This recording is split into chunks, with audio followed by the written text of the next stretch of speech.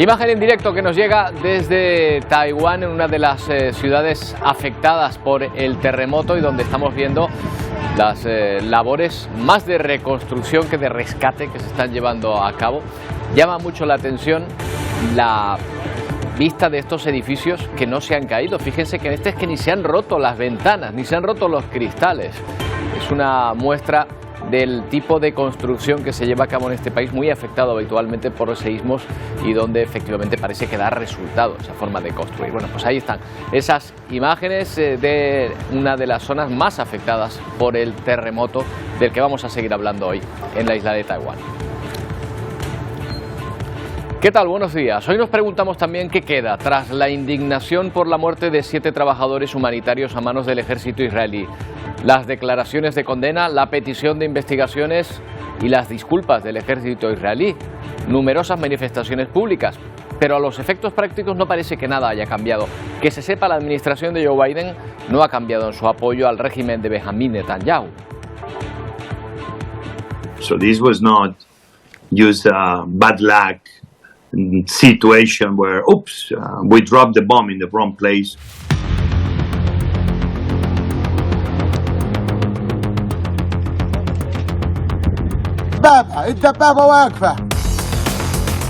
Aunque lo cierto es que internacionalmente Israel está perdiendo la batalla del relato, en la que partía como víctima de los terroristas de Hamas por culpa de su indiscriminada y brutal acción militar en la que no se distingue a terroristas de civiles. El chef José Andrés es una más de las voces que pide poner fin a esta guerra desigual. La administración Biden no presiona más allá de sus declaraciones, cada vez más claras, eso sí, en contra de la gestión de la guerra que hace el gobierno de Netanyahu. Pero llegan las elecciones y los demócratas deben estar ahora calculando si esa postura les será rentable en las urnas. Luego veremos qué consecuencias electorales podría tener un cambio de postura del gobierno de Biden. Antes nos centramos en otra guerra, más cerca de nuestras fronteras, la de Ucrania, donde han muerto 4 personas en varios ataques rusos contra la ciudad de Kharkov, al noroeste de Ucrania. Varios edificios quedaron afectados por el lanzamiento de drones que volvieron a atacar durante las labores de rescate. De hecho, 3 de los fallecidos son miembros de los servicios de emergencia que acudieron a la zona a ayudar. El presidente ucraniano, Volodymyr Zelensky, advierte además de que Rusia pretende movilizar a 300.000 soldados adicionales en junio. Ucrania se plantea ampliar también su reclutamiento. Eso implicaría llevar a más personas y más jóvenes al frente. Esta guerra ha despertado las alertas en Europa ante un clima de confrontación, considerando a Rusia ya como amenaza para la paz en el continente. La OTAN propone un fondo para el rearme de Ucrania de 100.000 millones de euros para los próximos 5 años. Jens Stoltenberg, su secretario general, puso esta iniciativa sobre la mesa durante la reunión de los ministros de Asuntos Exteriores de la Alianza, que han mostrado matices, aunque en general hay predisposición.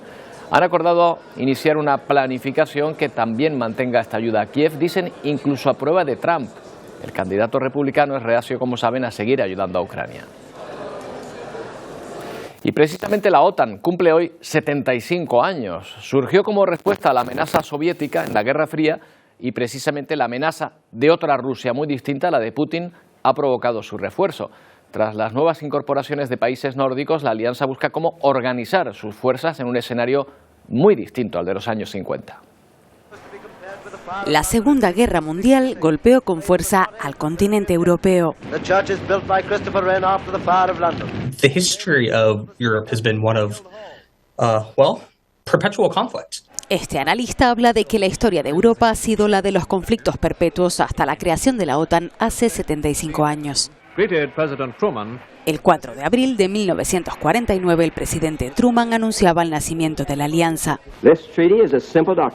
La OTAN echaba a andar con 12 países que firmaron lo que entonces se denominó como el Tratado de Washington. En ese documento se comprometían a mantener relaciones amistosas, a cooperar en materia económica y a abordar en conjunto las amenazas a su territorio. Durante décadas reinó una paz duradera en el Atlántico Norte.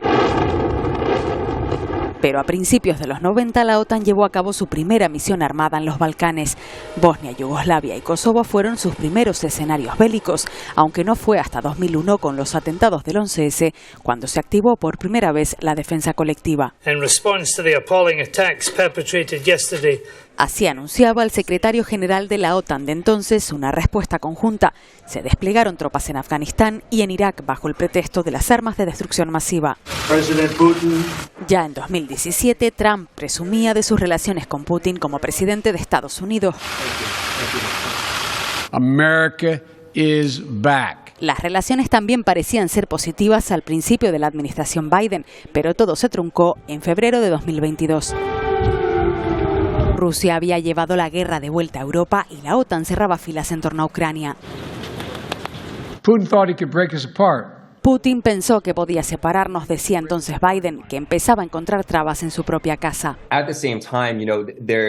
Hay otros factores que entran en juego en la política interna de Estados Unidos, en particular el papel del Congreso, que en los últimos meses no ha logrado aprobar el apoyo adicional para Ucrania, dice este analista.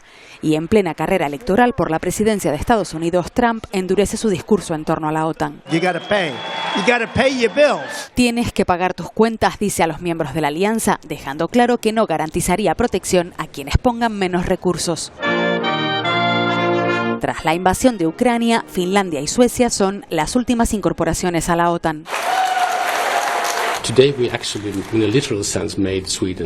Hoy hicimos que Suecia fuera más segura y protegida, decía su primer ministro, tras la adhesión este mismo año. Suecia y Finlandia suman 32 miembros. Es la mayor expansión de la OTAN tras la caída de la Unión Soviética en 1991.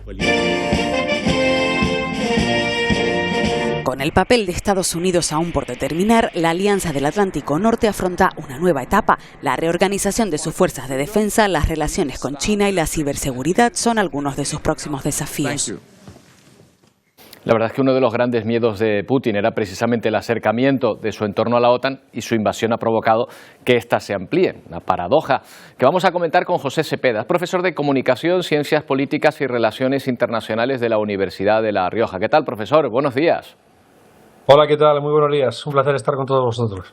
Bueno, por lo pronto es un éxito la Organización Atlántica por su vigencia. Pocas organizaciones de este tipo habrán durado tanto, ¿no?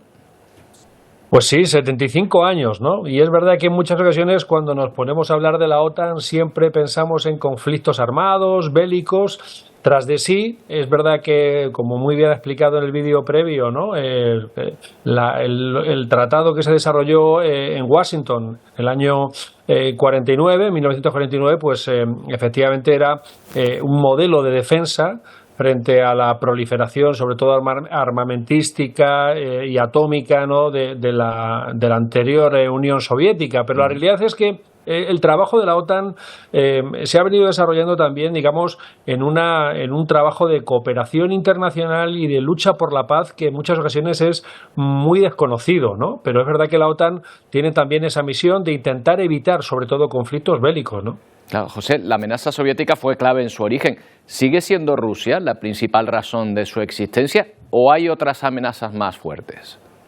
Bueno, hay amenazas globales. Ahora mismo, desde el punto de vista geoestratégico, pues efectivamente vemos también cómo todos los movimientos que hay en el área asiática, en el área de Oriente Medio, muy relacionada también con determinados conflictos que hay en África, pues al final la OTAN tiene que tener una visión de muy amplio espectro, ¿no? Sí, el problema que tenemos en los últimos tiempos, sobre todo más allá del conflicto que es una evidencia, ¿no? El conflicto que existe en Ucrania, ¿no? La invasión de Ucrania por parte de Rusia y las amenazas constantes a Europa, está provocando que Europa esté en un debate muy abierto sobre su propia autonomía y su propia capacidad defensiva, sobre todo después de cómo el aspirante a la presidencia Donald Trump en Estados Unidos está una y otra vez,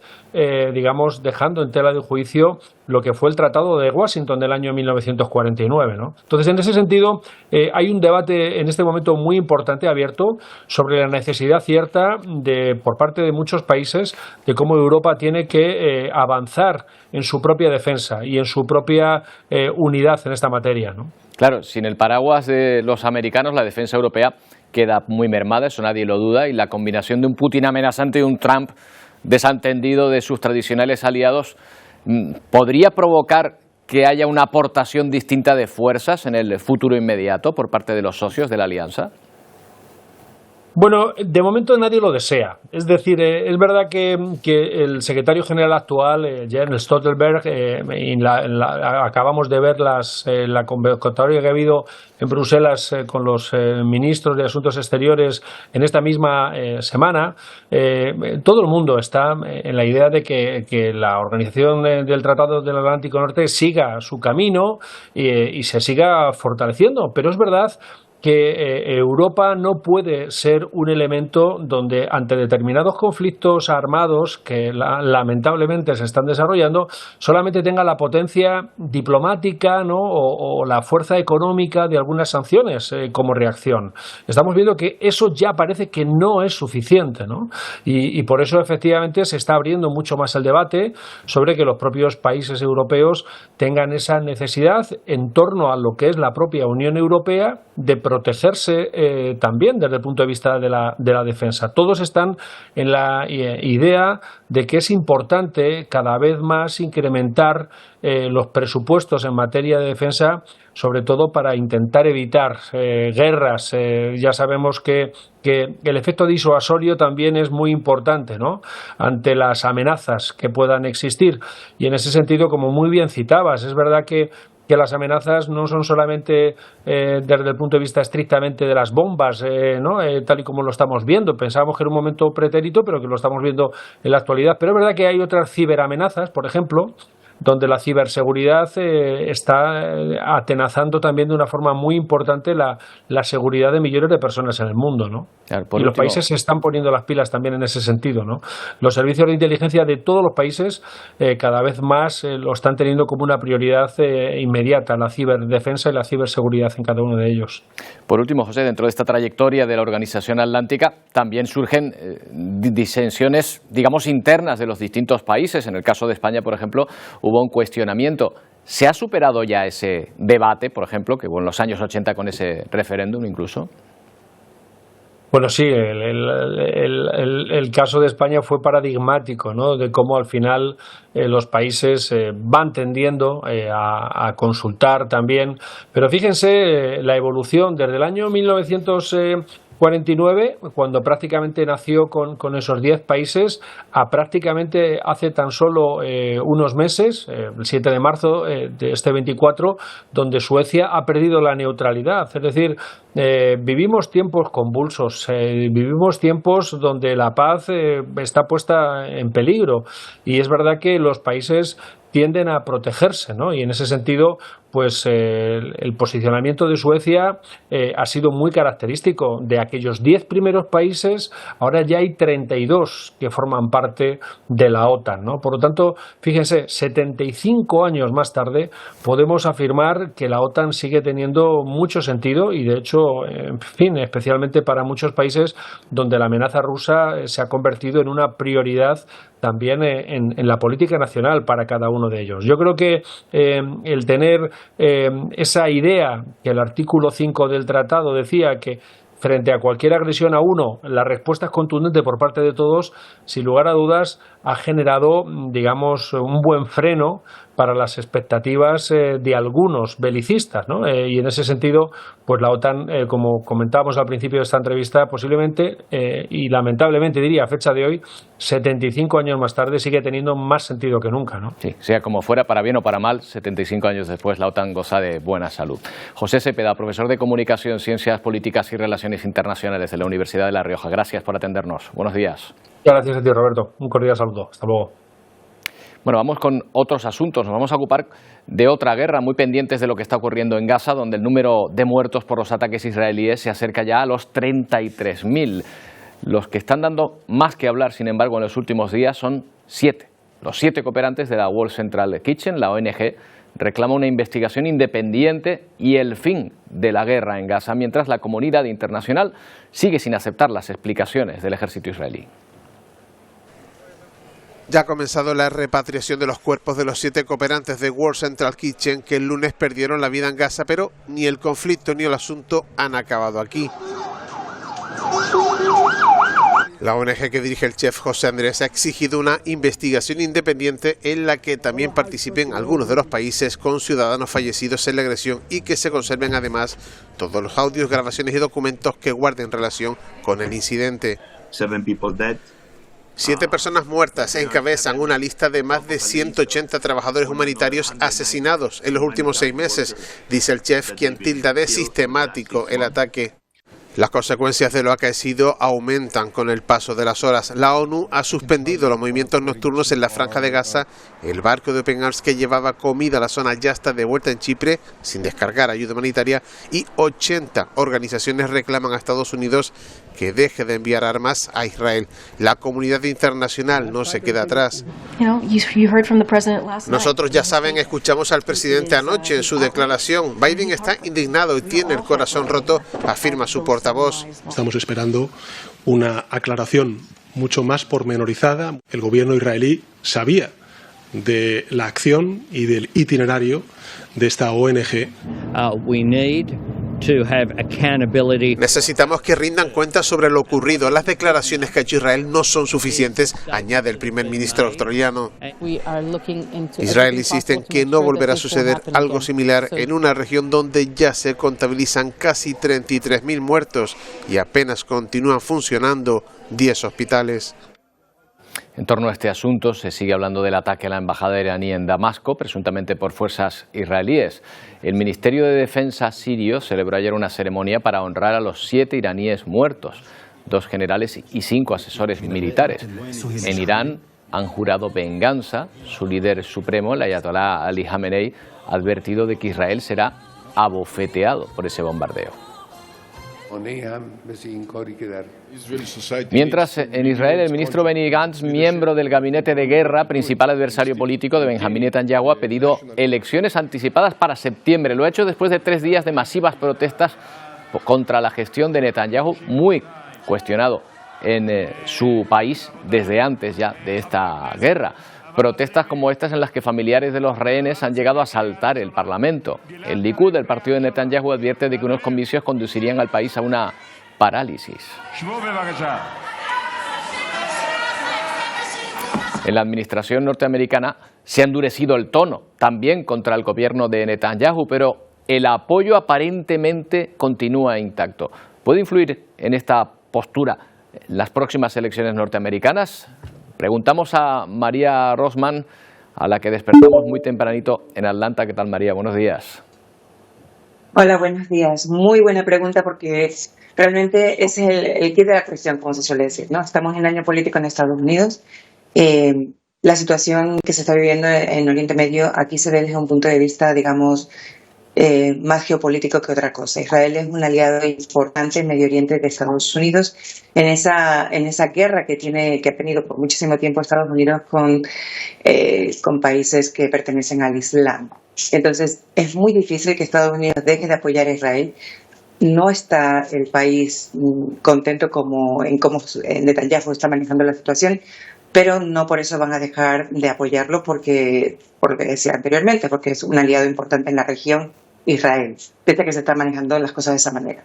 Entonces, ¿qué ocurre? Pues lo que estamos viendo, Biden condena, pero realmente sigue diciendo que el apoyo es firme, que eso no va a cambiar, porque además, digamos que el lado más liberal, el lado más progresista de Estados Unidos tiene una tendencia un poco más abierta a entender que la situación, lo que está pasando desde el punto de vista humanitario en Gaza no es aceptable, pero desde el punto de vista más conservador volvemos a lo mismo. El enemigo sigue siendo los países del Islam en Oriente Medio. Entonces, cualquier cambio en la posición de Biden favorecería a los republicanos en estos momentos. Entonces, es por una parte una cuestión de política interna de Estados Unidos y por otra parte una cuestión de geoestrategia, el apoyar o no apoyar al único aliado que tiene en esa zona, a lo mejor no al único, pero el más importante que tiene Estados Unidos en Oriente Medio.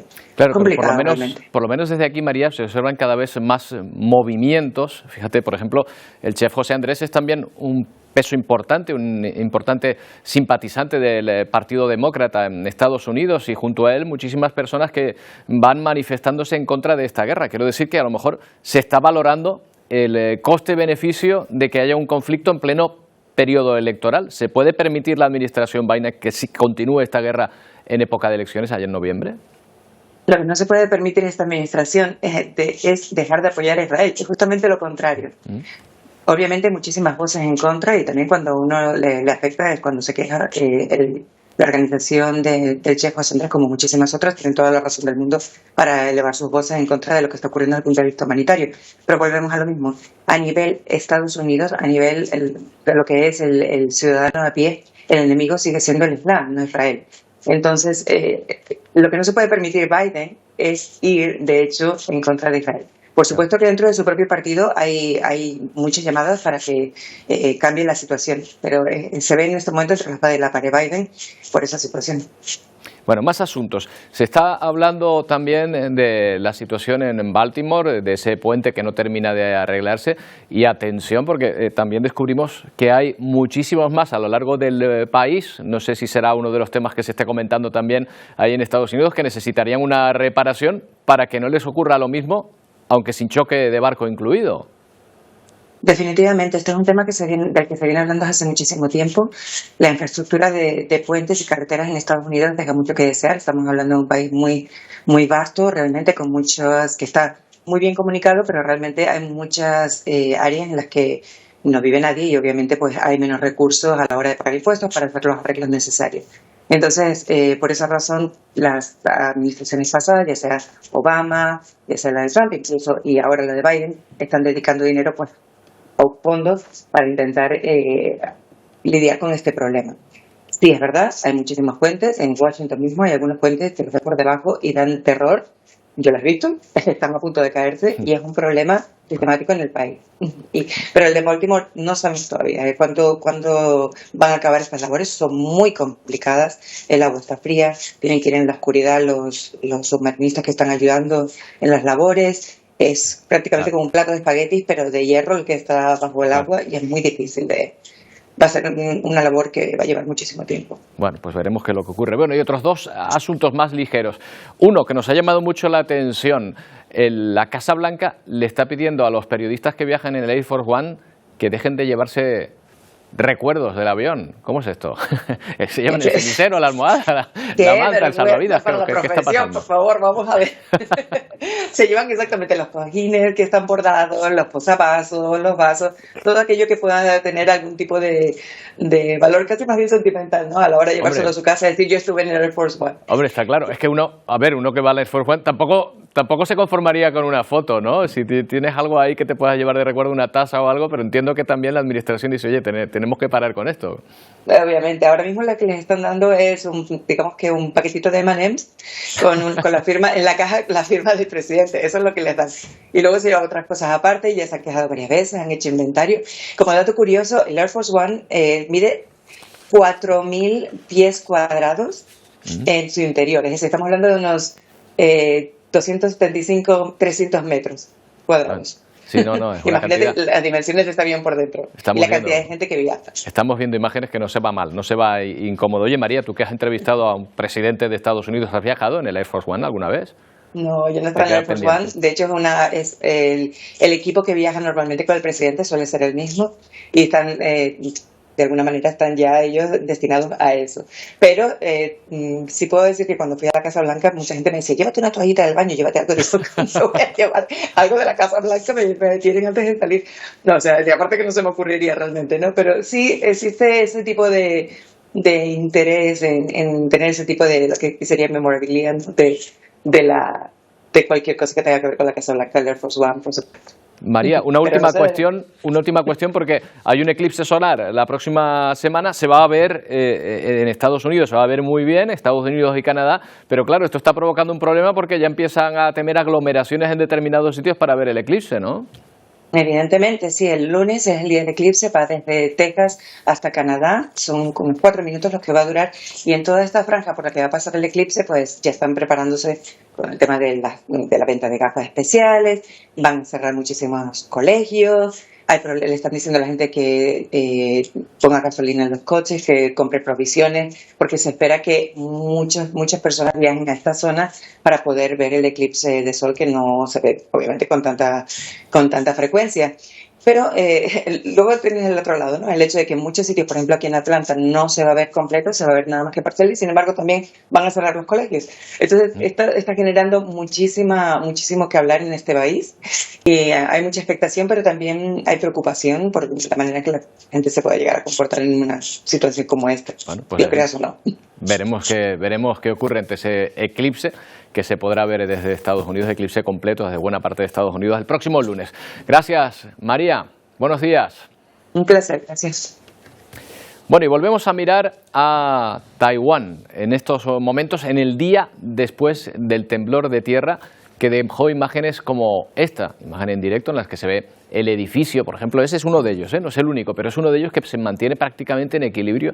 Ya decimos que nos sorprende que ni las ventanas se hayan roto, pero bueno, ha quedado ahí una especie de émulo de la Torre de Pisa, ¿verdad?, después de una situación tan dramática, y sorprende que no se haya derrumbado por completo. Ha sido un terremoto de magnitud superior a 7, un enorme temblor, el mayor de este siglo en Taiwán, mientras continúan las tareas de rescate de unas 600 personas. El número de fallecidos es de algo más de casi una decena, 9 exactamente, y el número de heridos es 1 millar. También se están demoliendo ya los edificios colapsados. Esta familia de Taiwán vuelve a su casa, ahora atravesada por las marcas del terremoto. Originalmente era un buen hogar. Es triste que ya no haya forma de vivir ahora en esta casa, dice este hombre. Es la segunda vez que un terremoto obliga a esta familia a mudarse. Ya no quiero apartamentos tan altos, sino una casa estructuralmente estable, dice esta mujer, antes de iniciar la búsqueda de un nuevo hogar. Desde el terremoto de 1999 estamos tratando de aumentar la conciencia entre la gente, enfatizar la importancia de la autoprotección y obtener más recursos, dice la alcaldesa de Hualien, la zona más afectada. Solo en este edificio quedaron atrapados 25 residentes. Los efectivos de bomberos tuvieron que utilizar grúas, excavadoras y camiones para mover grandes piedras que sostuvieran la estructura y evitaran su colapso. También hubo que evacuar por aire a las personas atrapadas en las montañas. Entre ellos había un grupo de trabajadores de la mina afectados por el deslizamiento de tierra que provocó el temblor de más de 7 grados, el más fuerte de los últimos 25 años, y que dejó al menos 9 personas fallecidas y más de 1 millar heridas. Todavía se busca a unas 600 personas. Un señor llamado Richard Sleiman es la única persona en el mundo que sobrevive con un riñón de cerdo trasplantado, ocurrido en un hospital de Estados Unidos. Hoy mismo ha recibido la alta hospitalaria tras operarse hace 2 semanas. Es el trasplante de animales la gran esperanza para quienes necesitan un nuevo órgano. ¿Hasta qué punto es viable ahora mismo este tipo de trasplantes? En un momento hablamos de la granja como caja de recambios humanos.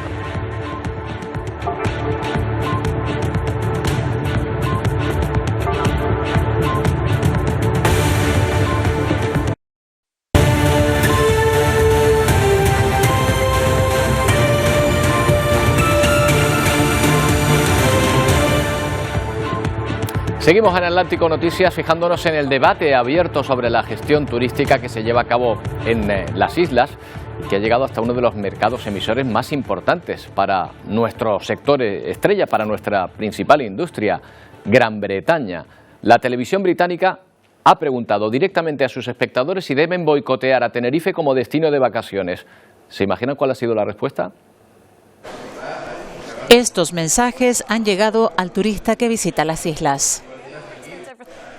Por eso la televisión británica ha lanzado la pregunta al aire: ¿deberían boicotear a Tenerife como destino turístico? El debate está abierto y en este programa se ha señalado que los tinerfeños dicen que los ingleses son visitantes que solo beben cerveza barata, se tumban al sol y comen comida basura.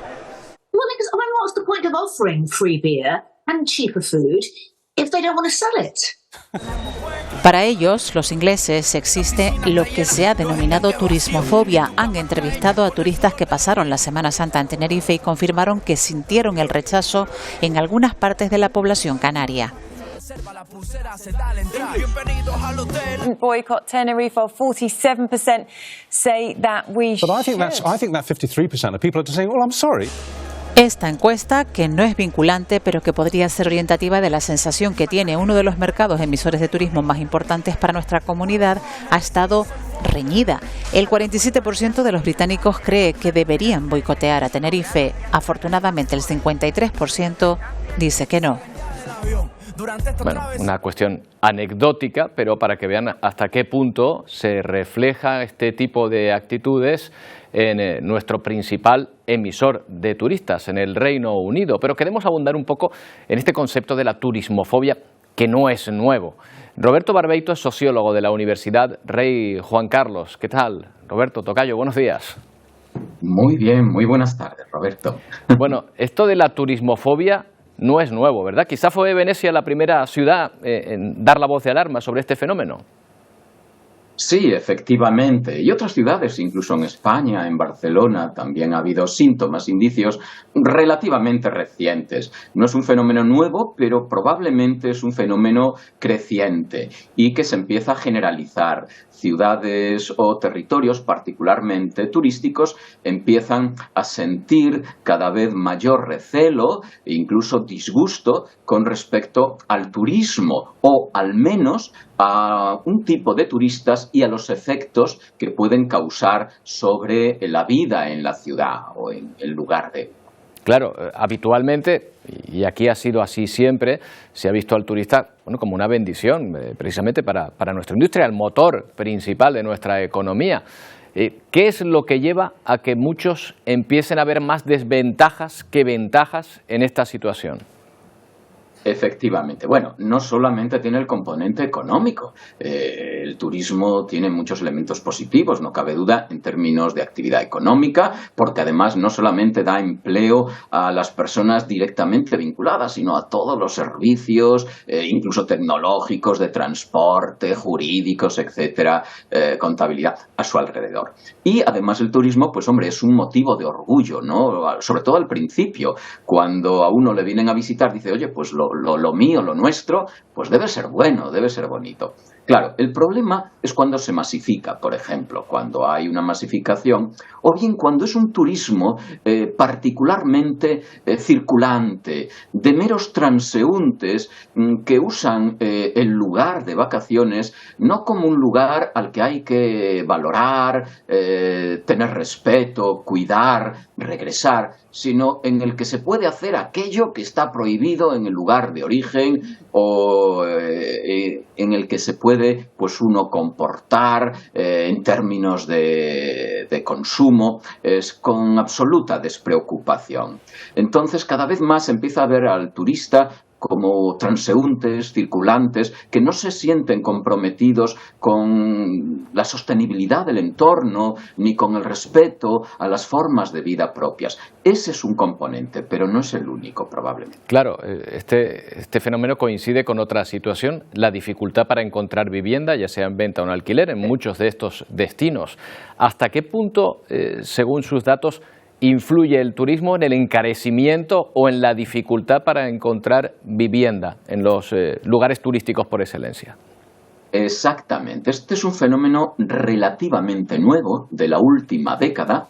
En España, además, se ha hecho particularmente acentuado porque España pues, es uno de los principales destinos turísticos del mundo, primero o segundo, ¿no? Depende de cómo se mire, pero por otro lado, porque en el contexto de la crisis pues, ha habido una inversión masiva, en principio de fondos de inversión que no se sienten casi nunca comprometidos con el territorio ni con sus gentes, pues para sacar un rendimiento en términos de capital, comprando edificios, poniendo hoteles, apartamentos de alquiler, etcétera, etcétera, ¿no? Esto no cabe duda que en sí mismo ha causado una subida de precios. No es casualidad que son las ciudades, en el caso de las ciudades más turísticas, también en el caso de en territorios más amplios, como son las Islas Canarias, pero muy claramente en Madrid, en Barcelona y en otras muchas ciudades, los precios han disparado en gran medida por la competencia de estos pisos, apartamentos destinados al turismo, que resultan mucho más rentables que destinarlos pues, a los propios residentes, a los propios habitantes.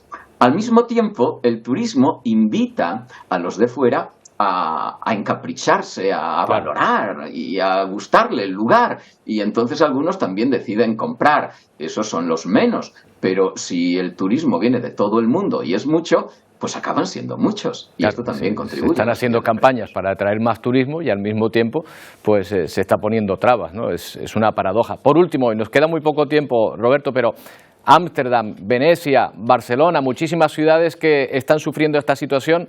¿Ha habido alguna solución efectiva que se haya puesto sobre la mesa? De momento no son medidas que hayan tenido un impacto claro sobre los precios ni sobre la mejora de la convivencia ciudadana, porque se van perdiendo los vínculos, se van perdiendo los vecindarios. De momento no, pero ya está sobre la mesa y habrá que tratar de ver cómo equilibrar, por un lado, la necesidad de turismo y, por otro lado, la necesidad de vivienda y la necesidad de convivencia en los vecindarios. Que no se conviertan en meros parques temáticos en sí mismos. Parques temáticos, que ese es el miedo que todos tienen. Gracias, Roberto, por habernos atendido. Buenos días. A vosotros, muchas gracias. Hay un crucero con alrededor de 1.500 personas que no se puede mover del puerto de Barcelona, pero no es una cuestión de turismofobia, sino que hay 69 de los cruceristas, todos ellos bolivianos, que no tienen visado válido para estar en nuestro país. Así que el barco continúa atracado a la espera de una orden. La Policía Nacional cree que los documentos que portan estas personas son falsos y por eso no les ha autorizado a pisar tierra.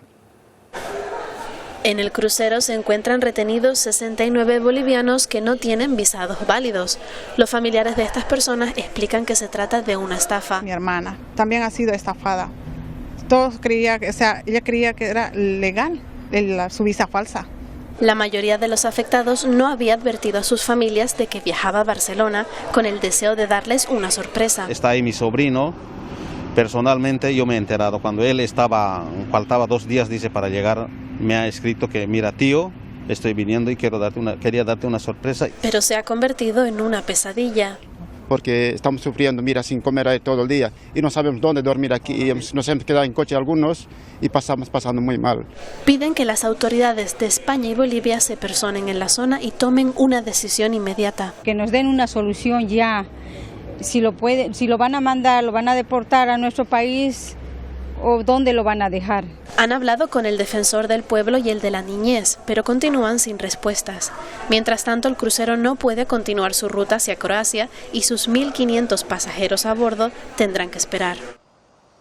Bueno, en Estados Unidos ya tiene el alta hospitalaria el señor Richard Seileman, la primera persona en el mundo con un riñón de cerdo trasplantado.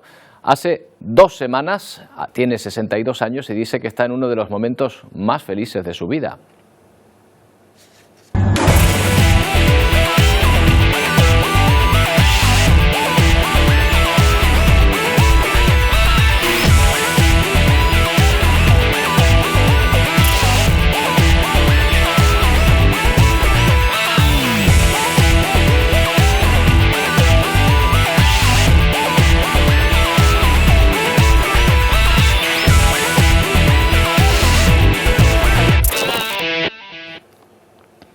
Vamos a hablar de este asunto y de si es el trasplante de animales la gran esperanza para las personas que necesitan un trasplante. Lo hacemos con Luis Quevedo, que es divulgador científico. ¿Qué tal, Luis? Buenos días. Buenos días, Roberto. ¿Qué tal? Bueno, empecemos hablando de lo que se le ha trasplantado a esta persona, porque no ha ido, digámoslo así, de la granja directamente a un humano, sino que ha habido una modificación genética prácticamente hecha a la carta, ¿verdad, Luis? Absolutamente, sí.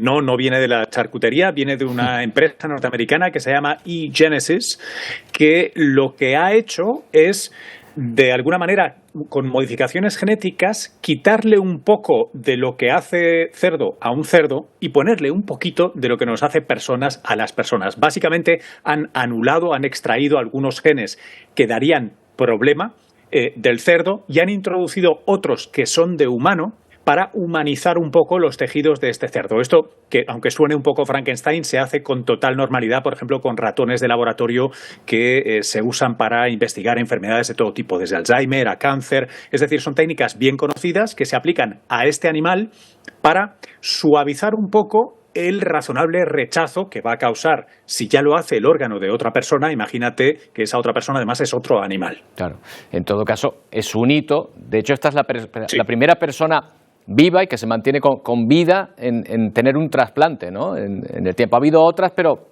que no ha podido evolucionar bien, ¿no? Ha habido dos tipos de trasplantes, ha habido dos pacientes más, humanos y vivos, y ahora matizaré por qué, que tuvieron trasplantes de corazón y que vivieron pocas semanas, pocos meses, por desgracia, pero fue un trabajo pionero. Este es el primer paciente que de momento parece que está muy bien, el riñón funciona, produce la orina como debería producirla, ¿no? Su función renal es fantástica, pero es cierto que para llegar a este punto, a este hito, se hicieron, tal vez recordáis, en el último año y pico, se han hecho un par de trasplantes a pacientes que habían muerto, que habían certificado su muerte cerebral, y su donación a la ciencia permitió que se usara su cuerpo para probar este tipo de trasplantes antes. Y durante semanas, de hecho, estuvo funcionando ese riñón en ese cuerpo. Ahora, por suerte, es una persona que, de momento, gana un tiempo más en la vida gracias a este pionero tratamiento.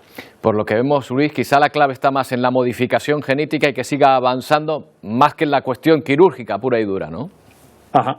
Bueno, la verdad es que llevamos muchísimos años, más de 60 años, haciendo un trabajo extraordinario. Como sabes, aquí en España, además, somos la punta de lanza en el mundo. Tal vez no hemos trasplantado este riñón de cerdo, pero tenemos el mejor sistema de trasplantes del mundo y unos profesionales de primer orden. Es cierto que la parte quirúrgica tiene margen de mejora, pero sabemos mucho. Donde ahora toca es en, primero, acceder a más órganos, porque tenemos más pacientes que órganos disponibles, a pesar de lo bien que lo hacemos aquí.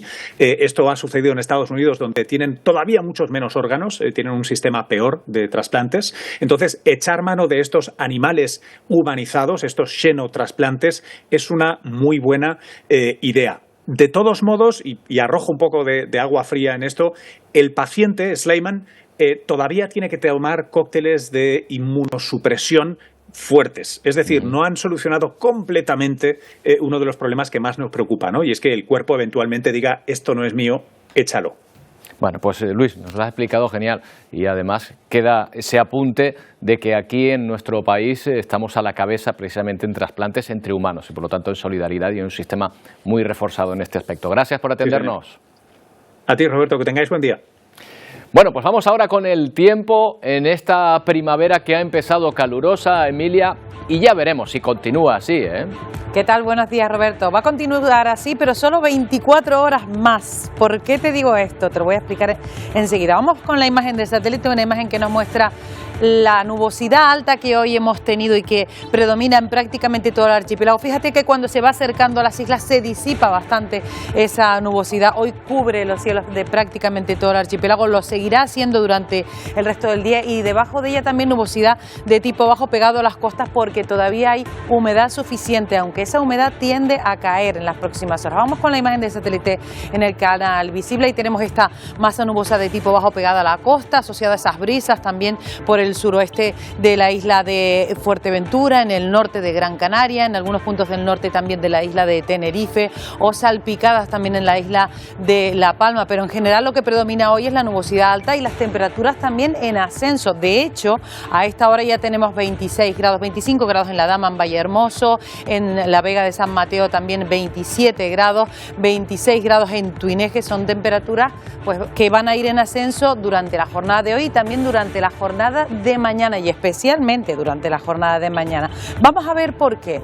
Se trata de un pulso entre dos masas, la que llega del continente africano del sureste que hará subir las temperaturas en Gran Canaria, Fuerteventura, Lanzarote sobre todo, y masa de aire más fría por las islas occidentales procedente de una vaguada de un sistema frontal que nos afectará el sábado y que probablemente el sábado nos deje precipitaciones en las islas occidentales. Ya lo iremos viendo, pero de momento lo más destacable va a ser ese ascenso térmico que tendremos mañana viernes. Tanto es así que ese ascenso se va a traducir en que en algunos puntos pueden subir incluso 8 grados más las temperaturas. De hecho, se refleja perfectamente la variación de temperaturas máximas para este viernes. Miren, por ejemplo, en el este de Fuerteventura marcamos un color fucsia. Eso quiere decir que pueden subir respecto a lo que marcan hoy entre 6 y 8 grados. También en Lanzarote, entre 4 y 5 en puntos también del interior de Fuerteventura, 3 y 4 en puntos puntos del interior de Gran Canaria. En el sur de Tenerife, entre 3 y 4 también.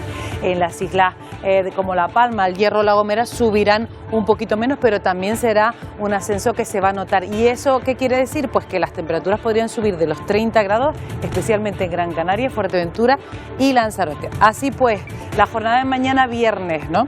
¿Qué vamos a tener? Pues vamos a tener cielos bastante despejados a primera hora, con nubosidad alta que seguirá entrando a bandazos, a bandas, sobre todo por la mañana en las islas occidentales y por la tarde en las islas orientales. Y las nubes bajas, la poca humedad que quede, se va a colocar sobre todo en el norte de la isla de La Palma, algunas nubes bajas salpicadas en El Hierro o en Tenerife, en el norte de la isla de Gran Canaria también, así como también en el noroeste de la isla de Fuerteventura y de Lanzarote. No van a ser nubes importantes, nubosidad baja no va a ser importante y además va a ir disipándose, se va a ir reduciendo, pero sí la nubosidad alta que va a mantenerse prácticamente todo el día. Fíjense en las temperaturas 27, 26, 31 y 31. Van a subir probablemente los 31. Estamos hablando aquí de las capitales de las islas, pero en puntos del interior es probable que se supere esa cifra. Con viento que va a soplar del noroeste en la mitad occidental y del sur-sureste en la mitad oriental.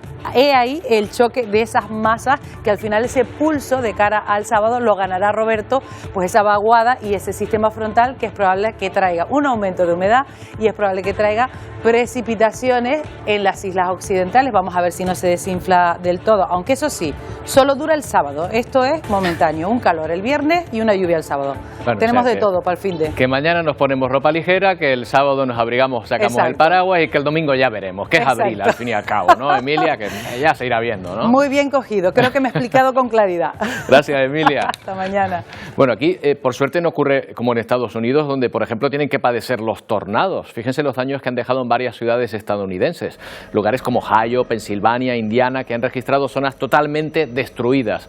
Afortunadamente estas inclemencias solo han dejado algunas personas heridas. Han tenido prácticamente de todo, lluvias, fuertes vientos, tormentas, han caído árboles, se ha perdido suministro eléctrico y por supuesto algunas viviendas se han venido abajo. Bueno, y nos despedimos con los efectos benéficos del viento, en este caso sobre el Mediterráneo. En el entorno de Baleares podemos ver estos días una competición de las embarcaciones que van a participar este verano en los Juegos Olímpicos de París. Son más de 800 barcos y 1.100 deportistas de 75 países que disputan el trofeo Princesa Sofía, un aperitivo para la competición olímpica de este verano. Así les dejamos, volvemos mañana a partir de las 11 en una nueva edición de Atlántico Noticias. ¡Feliz día!